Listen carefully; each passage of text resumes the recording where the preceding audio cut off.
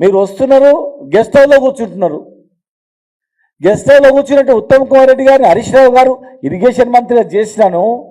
మా ఆయనలో 300 ఫీట్ల పైగా టన్నల్ మీద దోగిన అనుభవం ఉంది.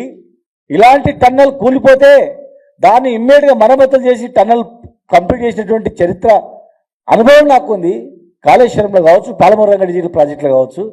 నా అనుభవంతో నేను చెప్తా, నేను తొందరగా చేద్దాం, లేట్ అయితే వాళ్ళు చనిపోతారు 8 మంది. నా అనుభవాన్ని పంచుకుందామంటే పక్కనే ప్రెస్ మీట్ పెట్టినాం. ప్రెస్ సాక్షిగా మేము కొట్లాడికే పోలేదు, ఎలాంటి గొడవలు చేయనికే పోలేదు. ఎమ్మెల్యేలు, మాజీ ఎమ్మెల్యేలు, మాజీ మంత్రులు మేము బాధ్యత గల వ్యక్తులుగా మేము అక్కడ పోయి మాట్లాడదామంటే కూడా కనీసం మాట్లాడడానికి కూడా మమ్మల్ని ఆహ్వానించలేదు. మేము పల్లెత్తు మాట కూడా లేదు. వారికి టైం అవుతుంది, మాకు తెలుసు. హెలికాప్టర్ మళ్ళీ 5:30కు వెళ్ళాలా. వచ్చిండ్రు, ఉదయం హెలికాప్టర్లు వచ్చిండ్రు, గెస్ట్ హౌస్లోనే ఉన్నారు వాళ్ళు. మళ్ళీ 5 గంటలకు హెలికాప్టర్ లేవాలి, చీకటి అయితే నడవదు, ముందు పోయి మాట్లాడదామని చెప్పి మేము పోయినాం.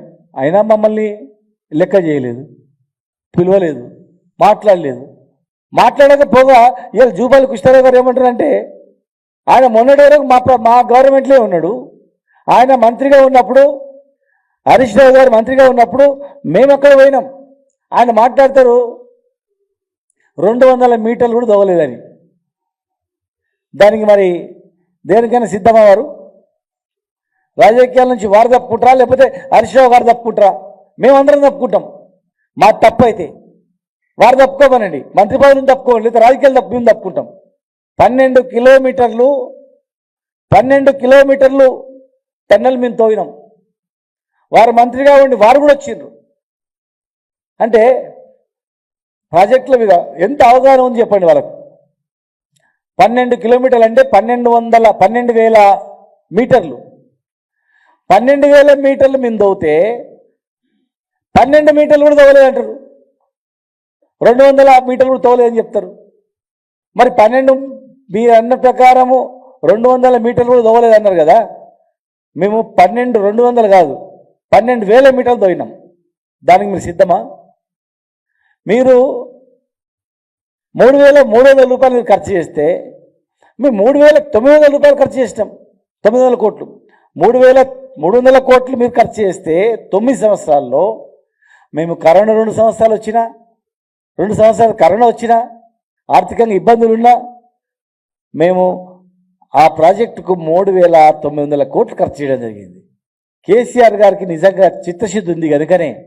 అయినా ఈ ప్రాజెక్టు మీరు తప్పు డిజైన్ చేసిండ్రు, ఇంత పెద్ద టన్నల్ అనేది తప్పు అని ఆనాడే కేసీఆర్ గారు చెప్పారు. అయినా జానారెడ్డి గారు, మరి చాలామంది పెద్దలు, మా ప్రాంతానికి నీళ్ళు రావాలంటే ఎస్ఎల్బిసి 50% పైన కంప్లీట్ అయింది, మీరు చేయాలంటే దాన్ని కంప్లీట్ చేయడానికి 3,900 కోట్లు ఖర్చు పెట్టి హరీష్ రావు గారిని పంపించి పర్యవేక్షించి మీ పెండింగ్ ప్రాజెక్టులను రన్నింగ్ ప్రాజెక్టులు చేసి ఒకవైపు కేఎల్ఐ కావచ్చు, భీమా కావచ్చు, అవన్నీ ప్రాజెక్టులు కంప్లీట్ చేస్తూ కోయిల్ సాగర్ నుంచి మీరు ప్రారంభించినటువంటిది 2005లో ప్రారంభించినటువంటిది నత్తనడకగా నడుస్తున్నటువంటి ఆ ప్రాజెక్టుకు మీకన్నా ఎక్కువగా, మీ 9 సంవత్సరాల్లో మీరు పనిచేసిన దానికన్నా ఎక్కువగా ఖర్చు పెట్టి మేము ప్రయత్నం చేస్తే ఇవాళ మీరు ఇన్ని అబద్ధాలా?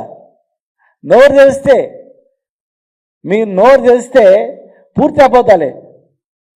ముఖ్యమంత్రి గారు కనీసం దాని మీద సమీక్ష చేయాల్సిన అవసరం ఉండే, అక్కడికి రావాల్సిన అవసరం ఉండే ప్రాజెక్టు దగ్గరికి. సొంతం జిల్లా కదా, సొంతం జిల్లాలో ఈ సంఘటన జరిగినప్పుడు ఇమ్మీడియట్గా ఆ జిల్లాకు రావాలి, పూర్తి అధికారులతో సమీక్షించాలి.